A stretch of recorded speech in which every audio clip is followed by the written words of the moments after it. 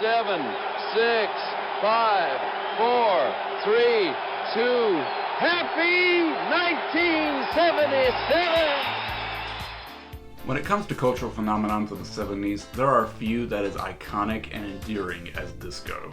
From its roots in R&B and funk music all the way to its mainstream explosion in the late 70s, you could argue that the entire second half of the decade could be labeled as the disco decade. The movement would hit its peak in 1977 with the release of the film Saturday Night Fever. Now, this movie was a runaway success, grossing $237 million at the box office. An even bigger success was the accompanying soundtrack album. It wound up selling 40 million copies. It is to this day the 10th best-selling album of all time. And the hits kept coming and coming and coming. Throughout 1978 into early 1979, disco would remain at the very, very top. It even survived Disco Duck, which is the worst song ever made. Not only did it survive Disco Duck, this happened. When you hit singles and #1 records, a songwriter writes, there's always one song that you wish you could have written. In my case, that one song is Disco Duck. Now, disco was not only enjoying commercial success, it was also beginning to enjoy critical success. Specifically at the 1979 Grammys, where it pretty much swept all the major categories. Specifically with the Bee Gees, who took home 4 Grammys in one night. However, a musical trend never lasts forever. It changes, it fades away, it evolves into something else, something that's, not disco. Or it goes out in a firing blaze of glory. However, while disco was basically ruling the world, there began to grow a stern opposition towards it. People thought disco was too mechanical, too simple, too reliant on machines. In other words, too poppy. People also hated the scene and dress associated. They thought it was too extravagant. They thought it was too expensive. They preferred to keep things simple. But this wouldn't just be your, oh, I dislike this particular genre of music, or oh, I dislike this particular style. No. They hated disco. They hated everything associated with disco. And it would all culminate on July 12, 1979, when a radio DJ by the name of Steve Dahl would detonate hundreds of disco records in the middle of a baseball field. This is the story of disco demolition. Steve Dahl, his anti-disco night, it got out of hand. It's a waste of energy. Okay, I'm ecologically meaningful and cheap, so I'm not into it. Tried to mix oil and water. The ones on the field were not baseball fans. And all that happened is that they managed to spoil it for the majority of people who were baseball fans.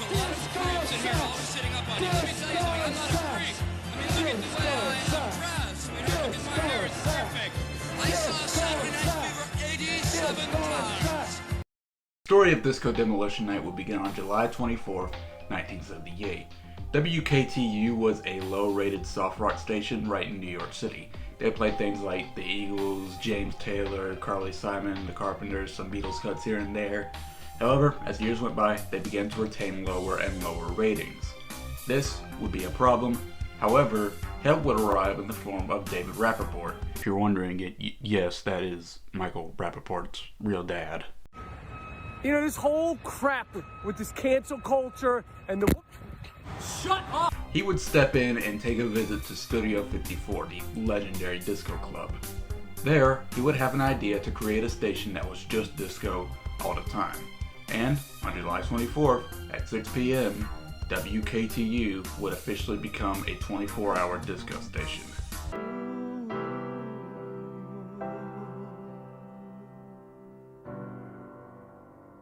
It is 6 o'clock, and this is the new WKTU New York with Donna Summer. It would shoot from one of the lowest rated stations in New York to the highest radio station in the entire country. And, as expected, other stations would want to follow suit. Christmas Eve, 1978. Steve Dahl was a radio DJ and morning host of an album-oriented rock station called WDAI. Now, an album-oriented rock station essentially means that this is a station that doesn't focus on top 40 hits in a genre.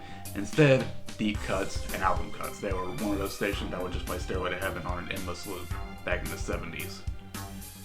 Due to the transfer over to disco, Steve would be fired on Christmas Eve, and he was left very angry about it.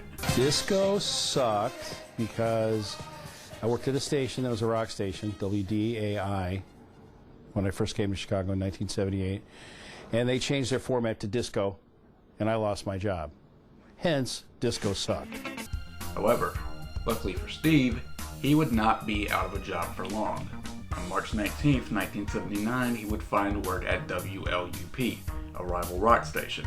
He would once again be hosting a morning show, and he would begin to take shots at disco every opportunity he could. I would put a record on, and then I would drag the needle across and blow it up with a sound effect. And people seem to like that. So. Now, at first, these would be pretty lighthearted. He would take a disco single, play it front to back, but at the end, he would play explosion sound effects, effectively destroying the record, which obviously will take a far more literal meaning as we go on. But he would also take his former station's call sign, which was Disco DAI, and he would change the letters to Disco DIE. However, Dahl would start to get more unhinged. In late 1978, Rod Stewart would have a hit single, Do Ya Think I'm Sexy? It's a complete shift from its usual hard rock sound into full-on disco. It would receive major backlash from the rock community, but not with the general public. It would go up to number 1, and it would stay at number 1 for 4 whole weeks. Dahl would end up responding to this track by making his own called Do Ya Think I'm Disco? Okay, I just want to divert for a brief second just to talk about this song because it is legitimately one of the most insane things I've ever heard. I just want to give it its own little section. So in the song, Steve sings, no, he doesn't sing. He kind of sing-talks like in the chorus. Take a listen. Do you think I'm disco? 'Cause I spent so much time blow drying out my hair. And on the verses, it's even stranger. He doesn't sing at all. It's just like he's given a spoken word. I can't tell if he's trying to like rap or something. I know like rap was already kind of established by then, but it wasn't like massive. But he's not really rapping either. He's just kind of talking. Listen. Look, I know you didn't want to dance because like there's a lot of creeps in here always sitting up on you. Let me tell you something. I'm not a creep. I mean, look at the way I am dressed, sweetheart. Look at my hair. It's perfect. But easily my favorite part of the song are the lyrics. They are insane. So it's about a guy who just saw Saturday Night Fever and now he wants to get all into disco. He buys like all the disco clothes. He buys gold chains and stuff. He goes after a girl, but the girl doesn't want anything to do with him. He does get the girl after he completely abandons the disco, and no joke, this is actually in the song, melts down his gold jewelry into a Led Zeppelin belt buckle, and he gets all the chicks. I should mention, I don't think the song was meant to be satire. I think, well, at least the third act, I think in the last part, Steve really seems to think this is cool. It's definitely one of the songs of all time. Like, I'm not a super fan of disco or anything. I enjoy disco. You know what? It's still better than disco. This would not be enough for Steve. He wanted a group of disco haters. He wanted this to become a movement. So he started a cult. The Insane Coho Lips would be his anti-disco army. Now, this wouldn't be just him and a few of his friends. No. This group would amass over 7,000 of Dahl's listeners, and they would be involved in multiple anti-disco incidents in and around Chicago. In June of 1979, a disco in Linwood, Illinois, which is a suburb of Chicago, would switch from disco to rock music, much to the delight of Steve and his co-hosts, who would arrive at the event in the thousands. Later on in the same month, they would essentially invade another disco in one of the Chicago suburbs. I forgot which one it was, but this would all pale in comparison to what I like to call the marshmallow throwing incident, where a WDAI van would be pelted with marshmallows, much encouraged by Steve. These events were getting more and more out of hand as they went on, eventually culminating with an event on July 1st, turning almost into a full-on riot with over 50 police officers needed to control the situation. Thankfully, no one got hurt. Over at WLUP, the broadcast would take on what some would consider a bad taste. On July 6, 1979, disco star Van McCoy tragically passed away at the age of 39. If you don't know who that guy is, he's the person who made The Hustle. Dahl would mark this occasion by destroying one of his records on air hardly 24 hours after he died. At least wait till the body's cold, man. However, even all of this would not satisfy Dahl's bloodlust for disco. He wanted more. Around this time, he started hearing about events where disco records would be destroyed en masse. Specifically, a DJ who used a chainsaw to destroy a bunch of disco records. I'm not joking, a chainsaw. Dahl wanted an event like this of his own. Not just any disco destroying event, no. He wanted the disco destroying event. Because after all, Steve Dahl was the king of hating disco. And it wouldn't be very long that he got his opportunity. Did somebody say boom? In 1977, Bill Veeck, the owner of the baseball team, the Chicago White Sox, would hold a disco night. Essentially just a promotional event to get people to come see a baseball game. He would hold many of these promotional events over the next 2 years, where he would eventually notice the growing anti-disco movement, and specifically its leader, our boy Steve. The promotion went like this. If you brought a disco record to the baseball field, they would place it in a giant box and then destroy it with explosives. In return, your baseball ticket would only be 98 cents. However, in the days leading up to it, Steve started to get cold feet. He thought that it would be a disaster and that hardly anyone would show up.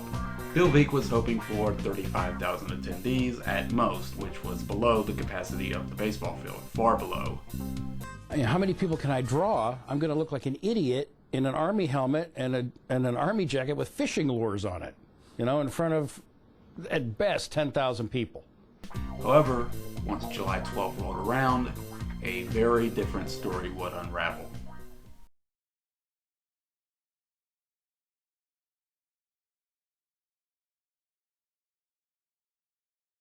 On the day of the event, owner Bill Veeck was in the hospital undergoing various medical tests. However, he started to get very anxious and nervous about the event, so he literally pulled a Tupac and checked himself out of the hospital. His fears would be substantiated when he saw tens of thousands of people outside his baseball stadium carrying anti-disco signs, some of them with strong profanity. As the afternoon turned to evening, it became very clear that the event had attracted far more than the 20,000 people hoped for. As a matter of fact, when the doubleheader sold out, there were still 20,000 people outside the ballpark. Looking for a way in, turnstiles were left, fences were climbed, some people just straight up went in through open windows. When all was said and done, it was estimated that the audience in the stadium was well north of 50,000. The attendees wanting their records to be destroyed would place the records in a large box. However, a problem arose. The box began to overflow, so they took the records with them up in the stands. Around this time, the son of Bill Veeck, Mike Veeck, who also worked with his dad, was notified that a bunch of unruly fans were trying to break into the stadium without paying, and so he sent essentially all the security and guards there, which the spectators would soon take advantage of. The crowd who did not get a chance to place their records within the box would instead began to throw their records out onto the field. And let me emphasize, a 12-inch vinyl record flying at you at high speeds is very dangerous. You could get seriously injured if something like that were to hit you head on. They weren't just throwing vinyls, they were throwing firecrackers, they were throwing liquor bottles, they were throwing lighters. The designated hitter of one of the teams said, "It wasn't just one, it was so many. Oh God Almighty, it was the most dangerous thing I've seen in my life," or something according to that. As the explosion drew nearer and nearer, the crowd would only get more and more restless. More things would be thrown out of the stands, and some of them would start bonfires right at their seats. But it was about to get a whole lot worse because, God Almighty, here comes Steve. Now, you're probably thinking, oh, I'm sure Steve showed up in normal clothes like a normal person. Do you not realize who we've been talking about for the last 10 to 15 minutes? Steve's anything but normal. No. He would show up on a Jeep wearing a military uniform, and he would introduce himself as Supreme Commander. The whole sleaziness of the event would even carry into the person throwing the first pitch. It was a sportswoman named Lorelei who would advertise the station by doing sexually provocative poses. The crowd was getting more restless and more restless by the minute. Soon, the spectators who came to the baseball game to, get this, see the baseball game, decided to leave. However, they couldn't leave because the fences were padlocked, because outside the fences there were the thousands of co-hosts who didn't get in, who were also losing their freaking minds. It was time for Steve to get on the mic. He would get on the mic and he would tell the crowd, This is now officially the world's largest anti-disco rally. Then it was time. The box was placed center field, the charges were lit, and then... 1, 2, 3, boom!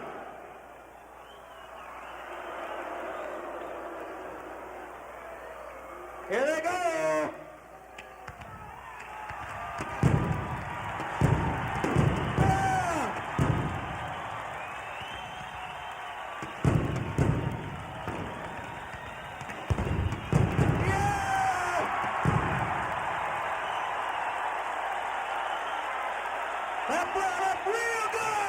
The size of the explosion would be unprecedented. It would tear out a big chunk of the field and do far more damage than was initially theorized.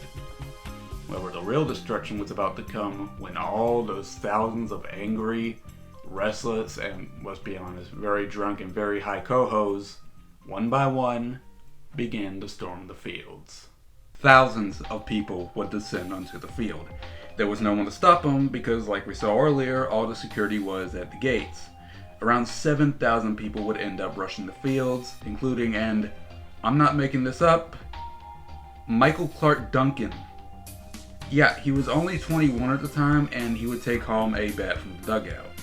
As for the 6,999 others that had also stormed the field, they wanted blood. Specifically, the blood from vinyl records. A large bonfire eventually beginning to rage, the batting cage being destroyed, and many items belonging to the field being stolen. This would go on for several hours. The management tried to get the crowd back in their seats via the scoreboard and playing Take Me Out to the Ball Game, but the crowd would not disperse until 9:08 p.m.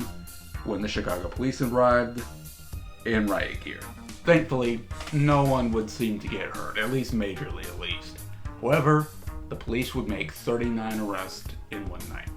Due to the extreme damage done to the field, the game would end up being forfeited in the favor of Detroit. To date, it is the last American League football game to be forfeited. While the decline of an entire music genre can't be credited to one single event, the popularity and chart success of disco would plummet in the latter half of 1979. By 1980, it was all but gone from the charts. The only exception I can think of is Funky Town.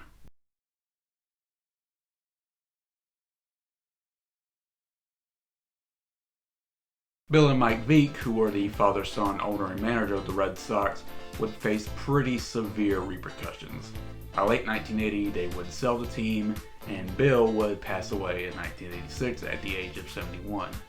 Mike would begin to descend into alcoholism, which he would fight for many, many decades.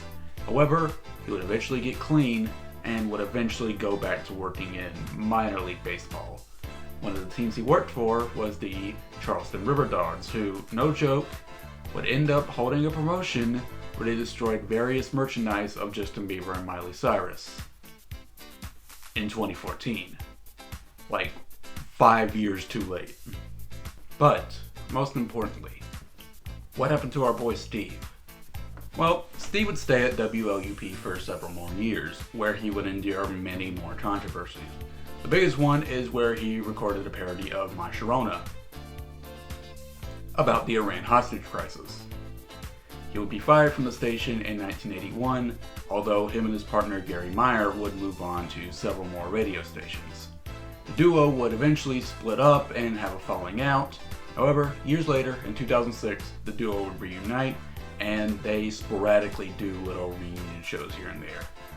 As for Steve himself, he now runs a podcast to this very day. If you want to check it out, link is in the description. And that right there is the story of Disco Demolition Night. This was such a fun topic to research. You can take a look at so many varying opinions and discourses, various articles and YouTube channels, but no matter what you think about this event, I think we can all agree Disco Demolition Night and Steve Dahl are some very interesting characters.